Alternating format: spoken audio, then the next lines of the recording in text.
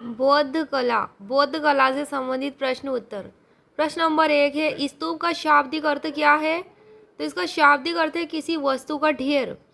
प्रश्न नंबर 2, स्तूप का प्रारंभिक उल्लेख कहाँ मिलता है? ऋग्वेद में। प्रश्न नंबर 3 है, स्तूप का निर्माण क्यों किया जाता था? तो मृतक की चिता के ऊपर अथवा मृतक की चुनी हुई अस्थियों को रखने के लिए किया जाता था। प्रश्न नंबर 4, महात्मा बुद्ध की मृत्यु के बाद उनके अस्थि अवशेषों पर कितने स्तूपों का निर्माण किया गया था? 8 स्तूपों का। कितने स्तूपों का? 8 स्तूपों का। प्रश्न नंबर 5, मौर्य सम्राट अशोक ने अपने साम्राज्य में कितने स्तूपों का निर्माण करवाया? 84,000 स्तूपों का। प्रश्न नंबर 6, स्तूप कितने प्रकार के होते हैं? तो एक होता है शारीरिक स्तूप, दूसरा होता है पारिभोगिक स्तूप, तीसरा होता है उद्देशिका स्तूप, चौथा होता है पूजार्थक स्तूप। शारीरिक स्तूप में वे स्तूप जिसमें बुद्ध के शरीर धातु, केश, दंत आदि रखे जाते थे। पारिभोगिक स्तूप महात्मा बुद्ध द्वारा उपयोग में लाई हुई वस्तुएं जैसे भिक्षा पात्र, चीवर, पादुका आदि को रखा जाता था। उद्देशिका स्तूप बुद्ध के जीवन की महत्वपूर्ण घटनाओं से जुड़े स्थानों पर निर्मित स्तूप। पूजार्थक स्तूप बुद्ध के प्रति श्रद्धा से वशीभूत धनवान व्यक्तियों द्वारा तीर्थ स्थानों पर निर्मित स्तूप। प्रश्न नंबर है 7, स्तूप निर्माण की कितनी शैलियां थी? 2 शैलियां थी, भारतीय शैली और गांधार शैली। प्रश्न नंबर 8, भारतीय शैली में निर्मित महत्वपूर्ण स्तूपों के नाम बताइए। पहला है पिपरहवा, नेपाल की तराई के पास का स्तूप सबसे प्राचीन स्तूप है। नेपाल की तराई के पास में स्थित है पिपरहवा और यह सबसे प्राचीन स्तूप है। दूसरा है भरहुत, ये सतना जिला एमपी में स्थित है। भरहुत स्तूप अशोक द्वारा बनवाया गया था, पुष्यमित्र शुंग के शासनकाल में निर्मित हुआ था। तीसरा है सांची, ये रायसेन जिला एमपी में स्थित है।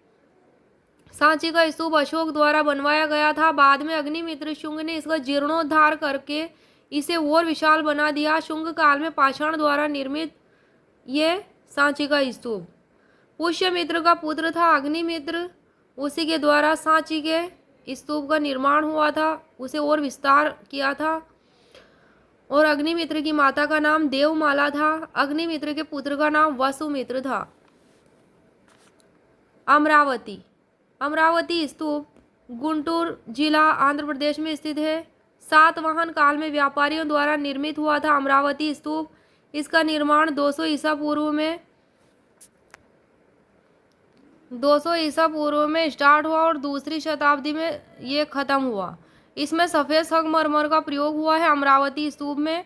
अमरावती धान्य कटक के पास स्थित है। 5वां है नागार्जुनी कोंडा, आंध्र प्रदेश में स्थित है। इक्ष्वाकु शासकों के समय में 2री और 3री शताब्दी ईस्वी में निर्मित इमारत है।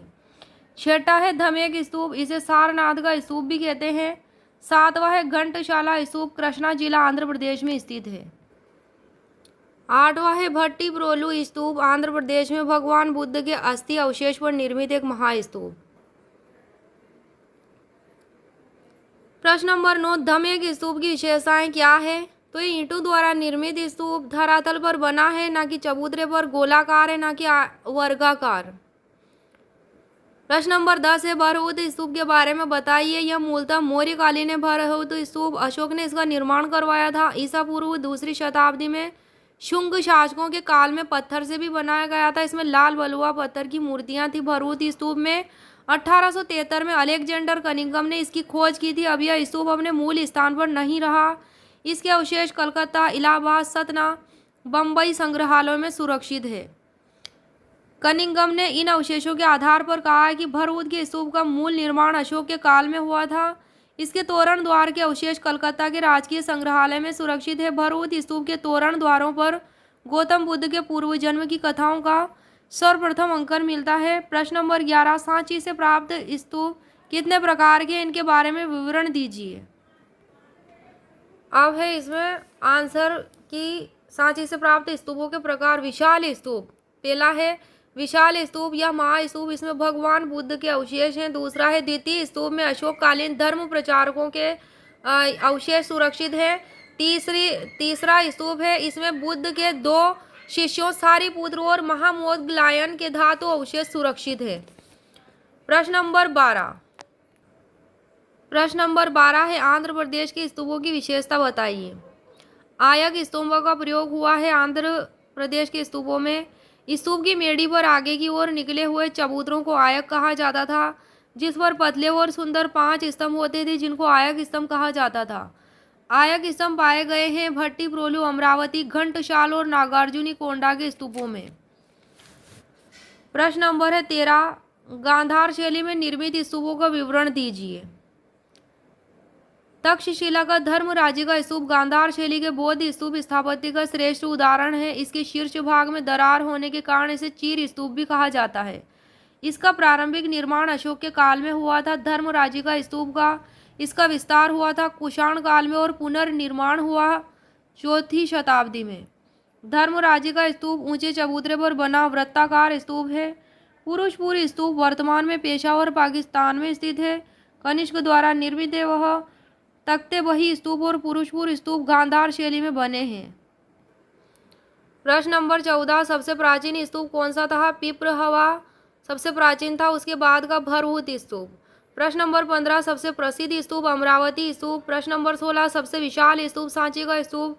प्रश्न नंबर 17 अमरावती का प्राचीन नाम क्या था? धान्य कटक था। प्रश्न नंबर 18 आंध्र प्रदेश में स्थित कौन से स्तूप बौद्ध कला के महान केंद्र थे? नागार्जुनी कोंडा और अमरावती स्तूप बौद्ध कला के महान केंद्र थे। प्रश्न नंबर 19 विहार किसे कहा जाता था? तो चैत्य गृह के समीप भिक्षुओं के रहने के लिए आवास बनाए जाते थे, जिन्हें विहार कहा जाता था। प्रश्न नंबर 20 है महाराष्ट्र के कौन से स्थान से बौद्ध विहारों का विशालतम समूह मिला है? तो जुन्नार नामक स्थान से मिला है, जिसमें 130 गुफाएं हैं। कितनी? 130। जुन्नार में एक चैत्य का निर्माण 3 यवनों द्वारा करवाया गया था, जिनके नाम चैत्य में अंकित हैं। प्रश्न नंबर 21 चैत्य क्या होते हैं? तो बौद्ध धर्म के पूजा के स्तूप होते हैं चैत्य। प्रश्न नंबर 22 है सबसे प्राचीन चैत्य का नाम बताओ। भाजा का चैत्य और इनके क्रम है। भाजा के चैत्य के बाद कोंडा ने, पीतलखोरा, फिर अजंता गुफा नंबर 10, फिर बेरसा, फिर अजंता गुफा नंबर 6, फिर नासिक, फिर कारले, फिर कानेरी। फिर कानेरी का निर्माण 180 ईस्वी में हुआ था। प्रश्न नंबर 23 सबसे प्रसिद्ध चैत्य कहाँ स्थित है? कारले महाराष्ट्र में स्थित है। प्रश्न नंबर 23 है सबसे प्रसिद्ध चैत्य कहाँ स्थित है? कारले महाराष्ट्र में। भारत का सर्वोत्तम चैत्य ग्रह है। यह हीनयान चैत्य परंपरा का चरमोत्कर्ष है। प्रश्न नंबर 24 कारले चैत्य किसके द्वारा बनवाया गया था? सातवाहन शासकों द्वारा बनवाया गया था। प्रश्न नंबर 25 है महायान परंपरा के चैत्य के नाम बताइए। अजंता, एलोरा और औरंगाबाद। अजंता गुफा नंबर 19 से 26 तक 550 से 600 ईस्वी में निर्मित। एलोरा 450 से 650 ईस्वी में निर्मित और औरंगाबाद। प्रश्न नंबर 26 है बोरोबुदुर का सबसे विशाल बौद्ध मंदिर कहाँ स्थित है? तो ये जावा इंडोनेशिया में स्थित है। 8वीं शताब्दी में जावा के शैलेंद्र शासकों ने बनवाया था। किसने बनवाया था? जावा के शैलेंद्र शासकों ने। बंगाल का एक बौद्ध कुमार घोष शैलेंद्र का गुरु था। कुमार घोष कौन थे? शैलेंद्र शासकों के गुरु, जिसके आदेश पर शैलेंद्र राजा द्वारा तारा का मोहर मंदिर, श्री विजय सुमात्रा और जावा का बोरोबुदुर मंदिर बनवाया गया था। प्रश्न नंबर 27 है सारनाथ का स्तूप किसे कहते हैं? तो धमेक स्तूप को सारनाथ का स्तूप कहते हैं। निर्माण गुप्त काल में हुआ था इसका।